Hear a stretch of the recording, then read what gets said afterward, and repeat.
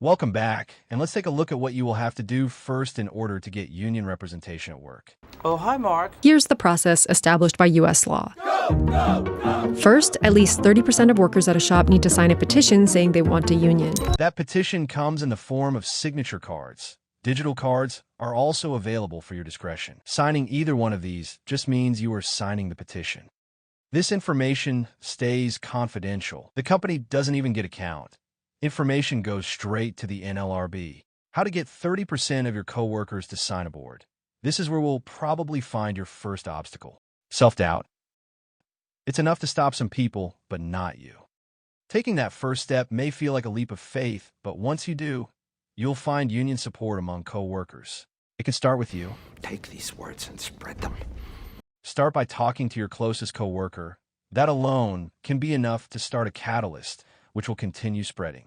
If you have a close-knit group of coworkers or friends, they will then continue carrying the torch. From them, you can then move on to angry coworkers that have complained about working conditions. Of course, you will probably run into some negative Nancys. We can't do it. The company is too big. Don't spend too much time with them. Given time and maybe showing them these videos, they might eventually come around.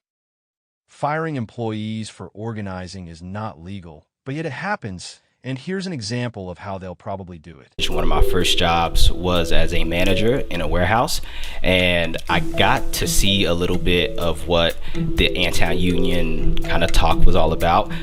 When someone that was hourly just mentioned it, there was a real effort to document every single thing that he did that could be considered an infraction so that he could get written up. We stacked those all up until he qualified to be fired, and he was fired immediately.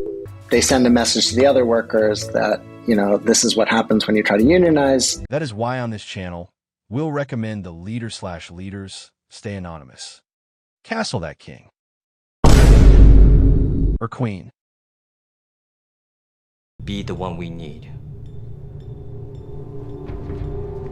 Wait!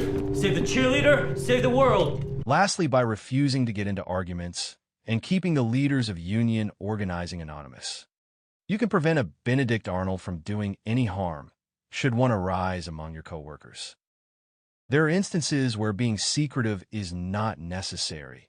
Maybe upper management adds a new policy which makes everyone upset. For example, I bring a message from your master. Rendering the point system meaningless by not allowing you to call out and get paid on weekends. You will succeed by doing what you already do, which is have each other's backs. I'm Spartacus. I'm Spartacus. Good, you made it this far.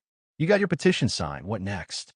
Well, the company is going to place a call and hire some quote-unquote labor consultants. Be sure to check the next video as we start to uncover what they are.